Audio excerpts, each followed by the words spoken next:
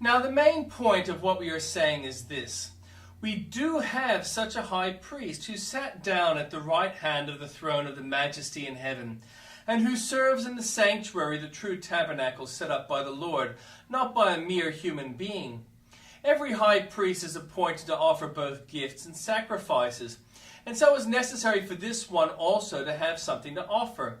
If he were on earth, he would not be a priest, for there are already priests who offer the gifts prescribed by the law.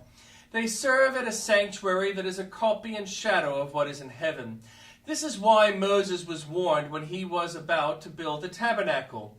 See to it that you make everything according to the pattern shown you on the mountain. But in fact, the ministry Jesus has received is as superior to theirs as the covenant of which he is a mediator is superior to the old one, since the new covenant is established on better promises. For if there had been nothing wrong with that first covenant, no place would have been sought for another. But God found fault with the people and said, "The days are coming, declares the Lord, when I will make a new covenant with the people of Israel and the people of Judah. It will not be like the covenant I made with their ancestors when I took them out by the hand to lead them out of Egypt, because they did not remain faithful to my covenant, and I turned away from them, declares the Lord. This is the covenant I will establish with the people of Israel. After that time, declares the Lord, I will put my law in their minds and write them on their hearts. I will be their God, and they will be my people. No longer will they teach their neighbor or say to one another, know the Lord, because they will all know me, from the least of them to the greatest, for I will forgive their wickedness and will remember their sins no more.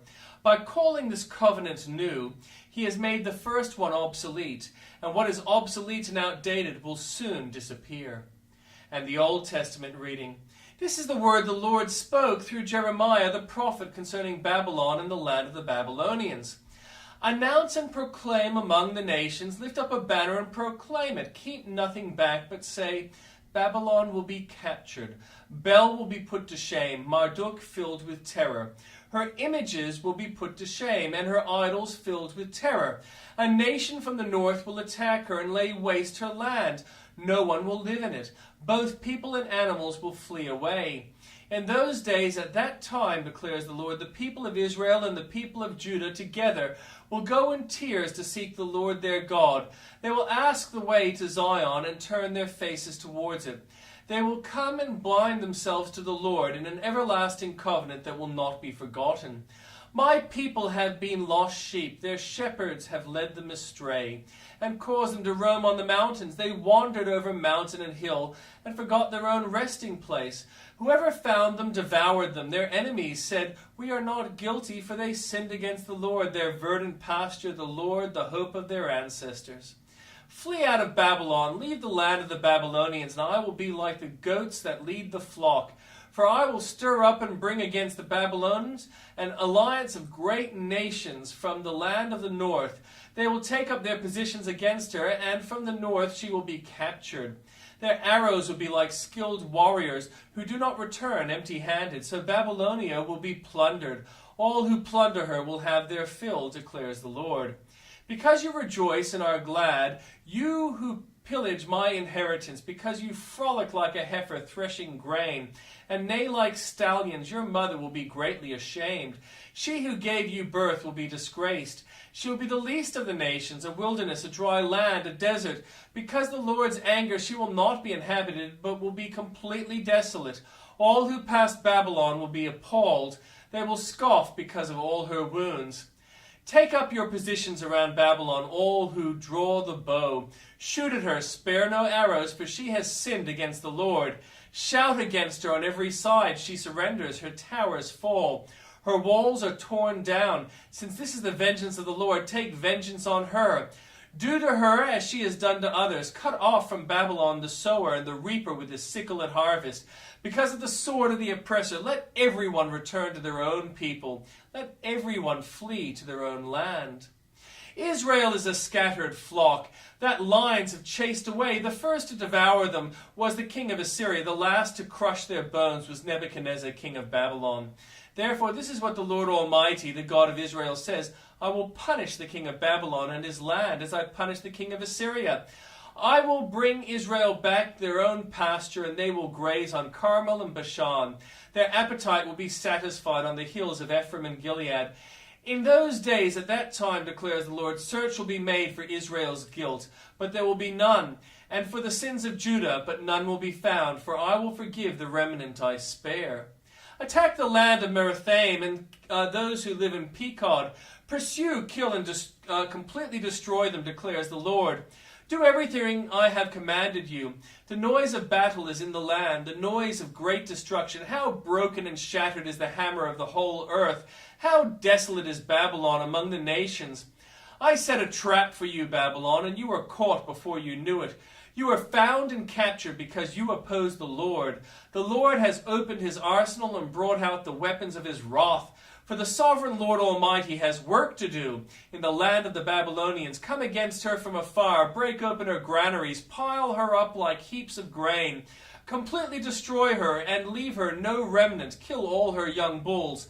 Let them go down to the slaughter. Woe to them, for their day has come, the time for them to be punished. Listen to the fugitives and refugees from Babylon declaring in Zion how the Lord our God has taken vengeance for his temple. Summon archers against Babylon, all those who draw the bow, and camp all around her. Let no one escape. Repay her for her deeds. To do to her as she has done, for she has defied the Lord, the Holy One of Israel. Therefore her young men will fall in the streets. All her soldiers will be silenced in that day, declares the Lord. See, I am against you, you arrogant one, declares the Lord Almighty, for your day has come, the time for you to be punished. The arrogant one will stumble and fall, and no one will help her up. I will kindle a fire in her towns that will consume all who are around her. This is what the Lord Almighty says. The people of Israel are oppressed, and the people of Judah as well, and all their captors hold them fast, refusing to let them go. Yet their Redeemer is strong. The Lord Almighty is his name. He will vigorously defend their cause, so that he may bring to rest to their land, but unrest to those who live in Babylon. A sword against the Babylonians, declares the Lord, against those who live in Babylon, and against her officials and wise men. A sword against her false prophets. They will become fools. A sword against her warriors. They will be filled with terror.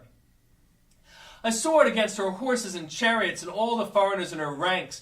They will become weaklings. A sword against her treasures. They will be plundered. A drought on her waters. They will dry up, for it is a land of idols, idols that will go mad with terror.